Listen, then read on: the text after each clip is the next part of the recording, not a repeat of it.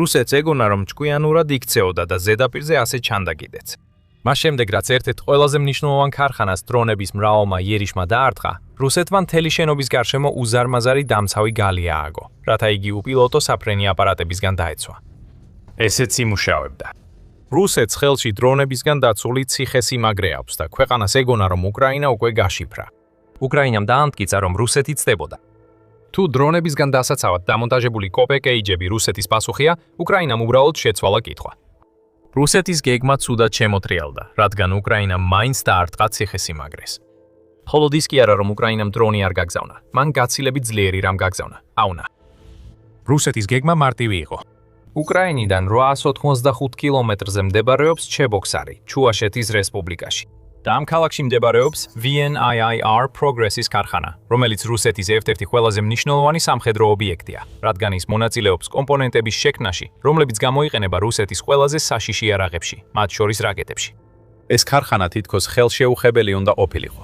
885 კილომეტრი საკმარისზე მეტი მანძილია იმისთვის, რომ უკრაინას იქ დარტყმა ვერ მიეტენა. თუმცა უკრაინის შორ მანძილზე მოქმედმა დრონებმა დაამტკიცეს, რომ მანძილი პრობლემა არ არის. ამიტომ მათ ქარხანაზე რამდენიმე შეტევა განახორციელეს. კარგი, იფიქრა რუსეთმა. გვაქვს დრონების პრობლემა, რომლის არსებობაც არასდროს გვეგონა. ეხლა გამოსავალი უნდა ვიპოვოთ.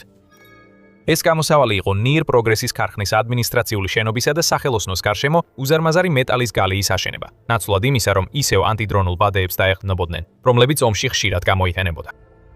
Defense Express-ის მიერ გამოქვეყნებულმა ფოტოებმა აჩვენა, როგორ გამოიყურებოდა შენობა მიწიდან. ხოლო Business Insider-ი უწყება, რომ ASHS-ს სირცული დაზვერვის კომპანია OneTour-ის მიერ გაზიარებულმა სატელიტურმა ფოტოებმა აჩვენა, რომ გალია მთელ შენობას ერტყა. ლოგიკა გამართული იყო. ეს კოპკალიები, როგორც ხშირად დამცინავად უწოდებენ, მიზანს ერთი მიზნით აკრავს გარს. დრონით მოტანილი საბრძოლო ქობინის ნაადრევად აფეთქება, რათა აფეთქება მიზანს ზიანი არ მიატენოს. შენობის ზომის კოპკალიით რუსეთს ეგონა, რომ თავისი ერთ-ერთი ყველაზე მნიშვნელოვანი ობიექტის დასაცავად იდეალური გზა მოიფიქრა. რუსეთი შეცდა. და ეს არ უნდა იყოს გასაკვირი, როცა მიხვდებით, რომ კოპკალიებს ჩვეულებრივ შენობების დასაცავად არ იყენებენ. ისინი ტანკების დასაცავადაა განკუთვნილი. რუსეთი ტანკებზე კოპკალიებს შეჭრის პირველივე კვირებიდან იყენებს, როგორც 2022 წლის მარტში გაზეთმა AIM გაავრცელა. ადრეული ვერსიები მოიცავდა მეტალის ჩარჩოებს, რომლებიც სტილოთი იყო დაფარული და გამოიყენებოდა კოშკურების გარშემო. ამ კოპკალიების მოგვიანო ვერსიები მთლიან ტანკებს ფარავს, რაც მნიშვნელოვნად ზრდის მათ წონას და პრაქტიკულად უუნაროდ ხდის მათ, რადგან რუსეთი სასოწარკვეთილად ცდილობს დაცვას. უკრაინის ინფორმაციით 12025 განადგურებული რუსული ტანკის შემდეგ ჩანს, რომ რუსეთის ტანკების კოპკალიები ისე კარგად არ მუშაობს, როგორც პუტინი და მისი გარემოცვა იმედოვნებდნენ. მაგრამ იქნებ ვნირის ქარხნის გარშემო გალია განსხვავებული იყოს. საბოლოოდ ამ ქარხანას გადაადგილება არ სჭირდება, ასე რომ წონის პრობლემა არ არსებობს. გარდა ამისა, გალია შეიძლება შენობის გარშემო აშენდეს და არა პირდაპირ მასზე. ეს ნიშნავს, რომ გალიასა და სამიზნეს შორის უფრო დიდი დაშორებაა, რაც თავის მხრივ ნიშნავს მეტ სივრცეს დრონის საბრძოლო თავაკისთვის, რომ უსაფრთხოდ აფეთქდეს ისე, რომ VNIIR Progress-ის ქარხანა არ დააზიანოს. დიახ, რუსეთს ეგონა, რომ გამოსავალი იპოვა და ჩანდა, რომ ეს მუშაობდა. Business Insider-ის ინფორმაციით, ქარხნის ადმინისტრაციულ შენობასა და სახელოსნოს გარშემო დამონტაჟებული იყო კოპკალია დაახლოებით 1 წლის განმავლობაში, 2026 წლის ზაფხულამდე. ქარხანა კვლავ დგას. უკრაინის დრონებს არ ჰქონდათ ისეთი პირდაპირი დარტყმა განხორციელებული, რომელიც ქარხნის მწყობრიდან გამოყვანას გამოიწვევდა. უკრაინის სამხედრო დაზვერვის სიღრმეში პროცესი, რომელიც ბოლო 4 წლის განმავლობაში უამრავჯერ განმეორდა, კვლავ მეორდებოდა. რუსეთს ახალი იდეა ჰქონდა მოფიქრებული. არა რომ კარგი იდეა იყო, მაგრამ იდეა, რომელიც თითქოს უკრაინის დრონებს აჩერებდა. უკრაინის ამოცანა აქედან მარტივი იყო: ადაპტირება და ქარხნის დატყმის ახალი გზის პოვნა. და ივნისში ზუსტად ეს გააკეთა უკრაინამ. ახალი ამბავი 10 ივნისს გავრცელდა. უკრაინის ძალებმა რუსეთის სიღრმეში შეტევა განახორციელეს და ის პროგრესის ქარხანა, რომელშიც რუსეთმა ამდენი დრო და ძალა ჩადო, რომ ანტიდრონული ციხე-სიმაგრე გაეხადა, დარტყმის ქვეშ აღმოჩნდა. რუსეთი, როგორც ყოველთვის, ამაყობდა თავისი უპილოტო აპარატების ჩამოგდების მაჩვენებლით, ცდილობდა დაევიწყებინა ის ფაქტი, რომ მისი მნიშვნელოვანი ქარხანა ცეცხლში იყო გახვეული. რუსეთის თავდაცვის სამინისტრომ მხოლოდ ის განაცხადა, რომ ღამის შეტევის დროს, როდესაც უკრაინამ მარიუპოლის ოკუპირებულ რეგიონში სანში სამიზნეები დაარტყა, რამდენიმე რეგიონში 326 უკრაინული დრონი ჩამოაგდეს. 10 ივნისის დილისთვის Telegram-ის არხები და თვით რუსული მედიის საშუალებებიც კი ავრცელებდნენ ინფორმაციას უკრაინის თავდასხმაზე რუსეთის დაცულ ქარხნებზე. United 24 მედია ამ ანგარიშების არსს გვაწვდის. ქარხანა ცეცხლში იყო, რადგან რაც არ უნდა მოხვედრილიყო, იმდენად დიდი ხანძარი გამოიწვია, რომ შენობას სერიოზული ზიანი მიადგა. მოულოდნელად რუსეთმა დაკარგა საამქრო, რომელიც იმ ქარხნის ნაწილია, სადაც შაჰიდის დრონებისა და ისკანდერის რაკეტებისთვის კომპონენტები მზადდება. ასევე კომეტოს მოდულები, რომლებიც ხშირად გვხვდება ჩამოგდებულ შაჰიდის დრონებში. და პასუხისმგებელნი არიან იმაზე, რომ დრონებმა სატელიტური ნავიგაციის მეშვეობით შეინარჩუნონ კურსი, მაშინაც კი როცა ელექტრონული ომის პირობებში არიან. რუსეთს მოუწია თავისთვის ეკითხა, რა ჯანდაბა მოხდა ახლახან. მან სწორედ ამის თავიდან ასაცილებლად ააგო თავისი დამცავი გალია. უკრაინის დრონებს შეეძლოთ ისე შორს გაფრენილიყვნენ, როგორც უნდოდათ. მათ ვერასდროს შეძლებდნენ ვნიერ პროგრესის ქარხნის გარშემო აშენებული მეტალის მასის გარღვევას. მაშ როგორ მოახერხეს? პასუხი მარტივია. მათ ვერ მოახერხეს.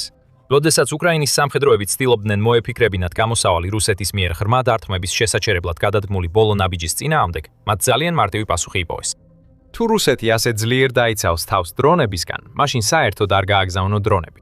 გააგზავნე რაღაც ისეთი, რისგანაც პროგრესის ქარხანა ვერ დაიცავს თავს, რაკეტა. რუსეთმა დრონების საწინააღმდეგო გალიებით რაკეტის შეტევის მოგერიება სცა და ამის შედეგად პროგრესის ქარხანამ ზიანი მიიღო. უკრაინის პრეზიდენტმა ვოლოდიმირ ზელენსკიმ X-ზე დაწერა, რომ უკრაინის პასუხი რუსეთის გალიაზე იყო ის, კოუპ გალიაზე იყო ის, რომ მათ გამოიყენეს თავიანთი არსენალის ერთ-ერთი ყველაზე ცნობილი ფრთოსანი რაკეტა. ჩვენ ვაგრძელებთ უკრაინული შორი მოქმედების სანქციების გამოყენებას რუსეთის სამხედრო ობიექტებსა და ნავთობის ინდუსტრიაზე. ზელენსკის თქმით, განსაკუთრებით გუშინ ღამით უკრაინულმა FPV-5 ფლამინგომ დაარტყა სამხედრო ქარხანას ჩებოქსარში, რომელიც ოკუპანტების არმიას დრონებისა და რაკეტებისთვის კომპონენტებით ამარაგებს. მან ასევე განაცხადა, რომ უკრაინამ კიდევ ერთი დარტყმა მიაყენა რუსეთის ნავთობის სექტორს. უკრაინის ძალებმა დაარტყეს კუიბიშევის ნავთობგადამამუშავებელ ქარხანას სამარაში, რომელიც უკრაინიდან 900 კილომეტრზე მეტითაა დაშორებული. ასევე ვლადიმირის რეგიონში მდებარე ორ ნავთობის ობიექტს, რომლებიც 700 კილომეტრზე მეტითაა დაშორებული. ზელენსკის მიერ გავრცელებულმა მოკლე ვიდეო მაჩვენა, თუ რამდენად დიდი ზიანი მიაყენა უკრაინის ფლამინგოს რაკეტამ. ჩვენ ვხედავთ რაკეტას ფრენისას. ერთ შემთხვევაში, როგორც ჩანს, ის გადაღებულია რუსი მაცხოვრებლის ფანჯრიდან, რომელმაც დაინახა, როგორც ჩაუქროლა რაკეტამ. შემდეგ ვხედავთ რა გააკეთა რაკეტამ. პროგრესის ქარხანას, რომლის უმეტესობა გარსაცმიანი გალიისა ჯერ კიდევ უცვლელია, კვამლიასტის. უკრაინის რაკეტამ პირდაპირ გაარღვია რუსეთის გამაგრებული ნაგებობები და უზარმაზარი ძალით შეეჯახა სამიზნეს. რუსეთს რაკეტის საფრთხე არასდროს გაუთვალისწინებია. გარსაცმიანი გალია შეიძლება მცირე აფეთქებას შეაჩეროს, მაგრამ ის ვერაფერს გარს გააწყობს იმ ძალასთან, რასაც რაკეტა მოაქვს. და რაც შეეხება ძალას, ფლამინგო უკრაინის მთელი არსენალის ერთ-ერთი ყველაზე ძლიერი იარაღია.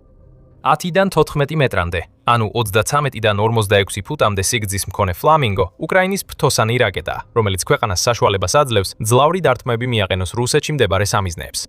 სტრატეგიული კვლევების საერთაშორისო ინსტიტუტის ინფორმაციით, ფლამინგო შეუძლია 3000 კილომეტრამდე მანძილზე ფრენა და 1150 კილოგრამიანი საბრძოლო ქობინის ტარება. ეს ბევრად უფრო დიდი დამანგრეველი ძალაა, ვიდრე სტანდარტულ დრონს შეუძლია და სწორედ ამიტომ ვერ შეძლო რუსეთის საჰაერო თავდაცვის სისტემამ უკრაინის მიერ გაშვებული იარაღის შეჩერება. მიუხედავად იმისა, რომ დიდი ზომისაა, არ აქვს სტელსის შესაძლებლობა და სუბსონიკურია, უკრაინის ფლამინგომ მაინც შეძლო თითქმის 1000 კილომეტრის დაფარვა და იმ ქარხანაში ჩასვლა, რომელსაც რუსეთი უსაფრთხოდ მიიჩნევდა. ეს რუსეთის გადაჭარბებული თავდაჯერებულობა იყო? ნუ თუ სჯეროდა, რომ მისი Code KG იმდენად კარგი იყო, რომ პროგრესის ქარხნის გარშემო საჰაერო თავდაცვის სისტემების დაყენება აღარ იყო საჭირო. თუ უბრალოდ რუსეთს აღარ ჰქონდა სათადარიგო საჰაერო თავდაცვის სისტემები 4 წლიანი ომის შემდეგ, რომელმაც მას 1420 ერთეული საჰაერო თავდაცვის საშუალება დააკარგვინა, მათ შორის მარტის მასობრივი განადგურება, როდესაც უკრაინამ ერთ თვეში 45 ერთეული გაანადგურა, მათ შორის 29 საჰაერო თავდაცვის სისტემა და 15 რადარი. ზუსტად ვერ ვიტყვით და უკრაინას ეს არც აინტერესებს. რაც რუსეთს ახლა დაანახა, არის ის, რომ ბევრად მეტი საფიქრალია, ვიდრე უკრაინიდან გამოფრენილი დრონები. ახლა უკვე რაკეტებიც გამოიყენება და ეს მხოლოდ ჩვეულებრივი რაკეტები არ არის. ეს არის იარაღი, რომელიც უკრაინაში მზადდება და რომელსაც შეუძლია გაანგრიოს გამაგრებული გაანაბული ნაგებობები და გაანადგუროს ქარხნები, რომლებიც რუსეთის სამხედრო მანქანის მომარაგების ჯაჭვის კრიტიკულ ნაწილს წარმოადგენს. ფლამინგო უკვე გარკვეული დრო არსებობს, მაგრამ 10 ივნისი შეიძლება ჩაითვალოს ამ რაკეტის ოფიციალურ დებიუტად, რადგან მან ზუსტად ის გააკეთა, რაც უნდა გაეკეთებინა. დაარტყა ღრმად, ძლიერად და გადალახა ყველა ის დაცვა, რაც რუსეთს ჰქონდა მოწყობილი. რუსეთს სურს დრონებისგან დაიცვას თავისი შენობები, მაგრამ უკრაინას ეს არ აინტერესებს. ის რაკეტების რევოლუციის შუაგულშია, რაც მთლიანად შეცვლის ომს რუსეთთან.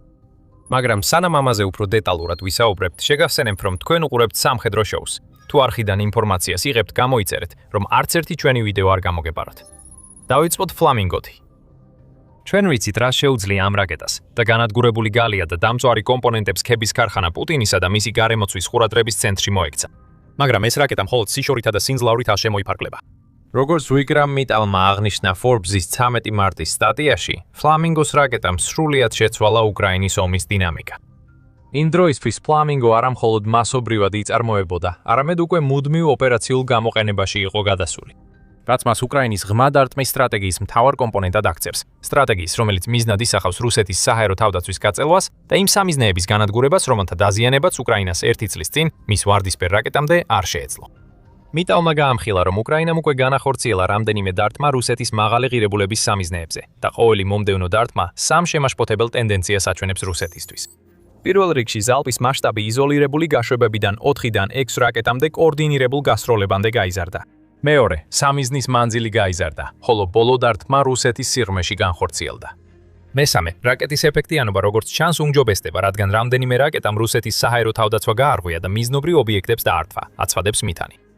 და როდესაც ამ სამ ტენდენციას ერთად განვიხილავთ, ისინი უკრაინის შორ მანძილზე დარტყმის სტრატეგიას ქმნიან. ის იმდენად მომწიფდა, რომ ახლა არა მხოლოდ უფრო ძლიერად ურტლამს ვიდრე ადრე, არამედ კიდევ უფრო საშიში გახდა იმითაც, რომ შეუძლია Flamingos რაკეტები და დრონები ისეთი რაოდენობით გამოუშვას, რომ რუსეთის საჰაერო თავდაცვა მათ წინააღმდეგ ვერაფერს გააკეთებს. შეიძლება გახსოვდეთ, რომ რუსეთმა განაცხადა თითქოს იმ დღეს, როდესაც Flamingo პროგრესის ქარხანაზე დაარტყა, 326 დრონი ჩამოაგდეს. რამდენი იმ დრონებიდან იყო სატყუ არა, რომელიც რუსეთის საჰაერო თავდაცვის დასაბნევად გაუშვეს, რათა Flamingos-თვის გზა გაეხსნათ და მას ჯავშნის გაჭრა შეძლებოდა. შეიძლება ამას ვერასდროს გავიგებთ, მაგრამ სწორედ ასე გამოიყურება სრულყოფილი დარტყმის სტრატეგია და Flamingos რაკეტა ყველაფრის გულშია.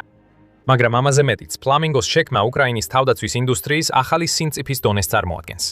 2022 წელს ისეთი დარტყმა, როგორც 10 ივნის ვიხილეთ, შეუძლებელი იქნებოდა, თუნდაც იმ რაკეტებით, რომლებსაც უკრაინის დასავლელი პარტნიორები ქვეყანაში აგზავნიდნენ. 4 წლის შემდეგ უკრაინას არა მხოლოდ აქვს საკმარისი ტექნიკური ცოდნა საკუთარი ფრთოსანი რაკეტების ასაშენებლად, არამედ შეუძლია წარმოების გაზრდაც იმ დონემდე, რომ აღარ უწევს ამ რაკეტების მარაგის შენახვა მხოლოდ იშვიათი დარტყმებისთვის. უკრაინის ყურადღება ოპერაციულ სიცოცხლის უნარიანობაზე და არა სრულყოფილებაზე ნიშნავს, რომ მას შეუძლია Flamingos ტიპის რაკეტების მასშტაბურად წარმოება, რაც იმას ნიშნავს, რომ რუსეთის მთელი სტრატეგია, რომელიც დისტანციასა და ანტიდრონულ დაცვაზე იყო დაფუძნებული, მნიშვნელობას კარგავს. ეს სტრატეგია აღარ იმუშავებს. უკრაინას აქვს პასუხები ყველა იმ თავდაცვით კითხვაზე, რომელსაც რუსეთი სვამს. როგორც პუტინისთვის, ისე მთლიანად რუსეთისთვის ეს ნამდვილად შემაშფოთებელია, მაგრამ აქ უფრო ფართო სურათია. ეს მხოლოდ Flamingo არ არის, რომელიც ქურთუკის გვერდებს ფლეთს და პუტინს ფეხსაცმელში კანკალებს იწვევს. რაც ახდება არის ის, რომ რუსეთი უშედეგოდ ცდილობს უკრაინის ღრმა დარტყმების შეჩერებას. და ეს მდგომარეობა მხოლოდ გაუარესდება, რადგან Flamingo მხოლოდ აისბერგის წვერია, რომელიც რაკეტის ფორმისაა და რომელსაც უკრაინა ემზადება, რომ რუსეთს დაატეხოს თავს. ჩვენ უკვე ვიცით, რამდენად ეშინია პუტინს უკრაინის დრონების. სწორედ ამ შიშის გამო აშენდა ღობე პროგრესის ქარხნის გარშემო. და სწორედ ამიტომ დააყენეს ანტიდრონული ბადეები პუტინის რეზიდენციის გარშემო ვალდაიში. რუსეთის ლიდერი ფიქრობს, რომ თუ უკრაინა ზიანს მიაყენებს, ამას ყოველთვის დრონებით გააკეთებს, მაგრამ ის ცდება. 10 ივნისი და Flamingo ამას ამტკიცებს. მაგრამ რუსეთისთვის ბევრად უფრო დიდი პრობლემა ისაა, რომ უკრაინა ახლა იმ ეტაპზეა, როცა რაკეტებზე გადადის, რაც რამდენიმე წლის წინ ვერავინ წარმოიდგენდა. როგორც ატლანტიკური საბჭო 2 მარტის სტატიაში აღნიშნავს, Flamingo მხოლოდ ერთ-ერთი რაკეტაა იმ რამდენიმე რაკეტიდან, რომლებიც ან უკვე გამოიყენება, ან უკრაინაში შემუშავების პროცესშია. მილიონობით დოლარი იდება ადგილობრივ თავდაცვის ინდუსტრიაში, რომელიც როგორც საბჭო უწოდებს, საკუთარ რაკეტების ბაზარს ავითარებს. და უკრაინას უკვე აქვს გეგმა, რომ ეს ბაზარი სწრაფად გაზარდოს. უკრაინამ უკვე იცის, როგორ წაახალისოს იდეები, ხელი შეუწყოს განვითარებას და გაზარდოს წარმოება, ბოლო რამდენიმე წლის განმავლობაში დრონებთან მუშაობის გამოცდილების წყალობით. და იგივე კონცეფციების უმეტესობა რაკეტების ბაზარზეც იმუშავებს. თავდაცვის მინისტრი მიხაილო ფედოროვი ამბობს, რომ უკრაინის თავდაცვის სამინისტრო მოქმედებს ვენჩურული ინვესტორის მსგავსად, რადგან ის დიდ გრანტებს აძლევს იმ კომპანიებს, რომლებიც აქტიურად ავითარებენ რაკეტებსა და დაკავშირებულ ტექნოლოგიებს. უკრაინის უმაღლეს ეშელონებში რაკეტების კიდევ ერთი მხარდამჭერია უკრაინის შეიარაღებული ძალების მთავარსარდალი ოლექსანდრ სირსკი. 9 ივნის უკრაინის ახალი ხმა იტყობინებოდა, რომ სირსკიმ საჯაროდ დაუჭირა მხარი გეგმას, რომელიც მიზნად ისახავს 2030 წლისთვის უკრაინის რაკეტებისა და საარტილერიო ძალების გარდაქმნას. გეგმის მიხედვით უკრაინა საბჭოთა ეპოქის რაკეტებსა და სარაკეტო სისტემებს თანამედროვე და უფრო ეფექტური, ადგილობრივი წარმოების ალტერნატივებით ჩაანაცვლებს. უკრაინა დასავლური წარმოების რაკეტებს კვლავაც მიიღებს და გამოიყენებს. თუმცა უკრაინა აღარ იქნება იმ რაკეტებზე ისეთი მასშტაბით დამოკიდებული როგორც ადრე, რადგან ახლა ყურადღებას ამახვილებს ადგილობრივ წარმოებაზე, რომლის განხორციელებასაც რუსეთი არასდროს ელოდა. სივსკი მიიჩნევს, რომ ეს ახალი გეგმა საშუალებას მისცემს სამიზნეების სისტემატურად განადგურებას 2000 კილომეტრამდე მანძილზე, განსაკუთრებით მაშინ, როდესაც ამას თან ახლავს დრონების ტექნოლოგიის შემდგომი განვითარება, ითხოვინება მილიტარი. და თუ რუსეთს გონია, რომ მხოლოდ ფლამინგოზე უნდა იდარდოს, ძალიან ცდება. უკრაინა სულ უფრო უახლოვდება საკუთარი ბალისტიკური რაკეტების შექმნას. და როცა ეს რაკეტები გამოჩნდება, რაც VNIIR Progress-ის ქარხანასა და მის ანტიდრონულ გალიას დაემართა, ამასთან შედარებით პიკნიკად მოგეჩვენებათ. 4 ივნისს Defense Express-მა გაავრცელა ინფორმაცია, რომ Firepoint-მა, რომელიც Flamingo რაკეტის შემქმნელი კომპანია, განახორციელა თავისი FPFP-7 ბალისტიკური რაკეტის მეორე ცნობილი გაშვება. ეს ტესტი რამდენიმე მიზეზის გამო საინტერესო იყო. განსაკუთრებით იმიტომ, რომ ეს იყო Firepoint-ის ახალი რაკეტის FP7X ვერსიის ტესტი, რომელიც დიზაინის ვარიანტია, რომელსაც უკრაინა აპირებს გამოიყენოს რუსეთის შემომავალი რაკეტების შესაჩერებლად.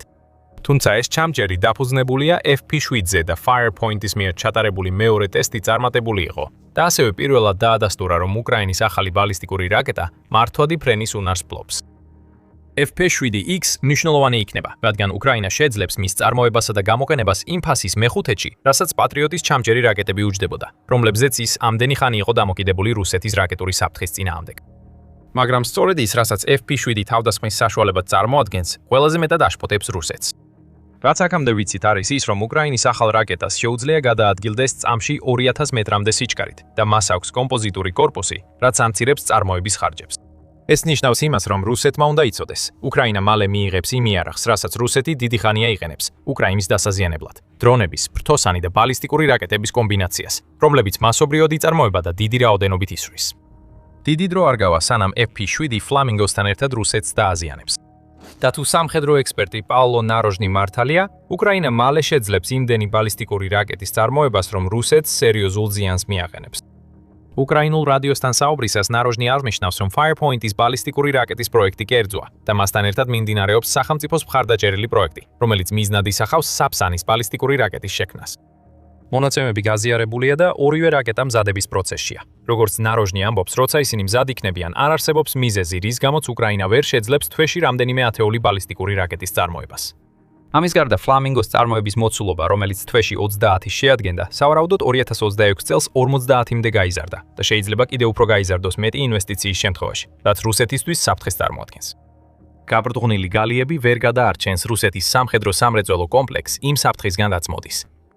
უკრაინის ფრთოსანი რაკეტები უკვე დაფრინავენ. მისი ბალისტიკური რაკეტებიც მალე გამოჩნდება და რუსეთის ერთადერთი პასუხი არის ლითონის გალიების შენობების გარშემო, რომლებიც მხოლოდ დრონების შესაჩერებლადაა განკუთვნილი. რუსეთს ეგონა, რომ ძალიან ჭკვიანურად იქცეოდა, მაგრამ უკრაინამ კიდევ ერთხელ დაამტკიცა, რომ რუსეთი ომის რეალობას ორი ნაბიჯით ჩამორჩება. რაკეტები მოდის. დრონები არ გაჩერდება. და ღრმა დათმების კამპანია, რომელიც უკვე 2 წელია ანადგურებს რუსეთის საომარ მანქანას, ახლა ინდონეზია ახლდება, რომ შეიძლება უკრაინისთვის ომის მონგების სტრატეგიად იქცეს.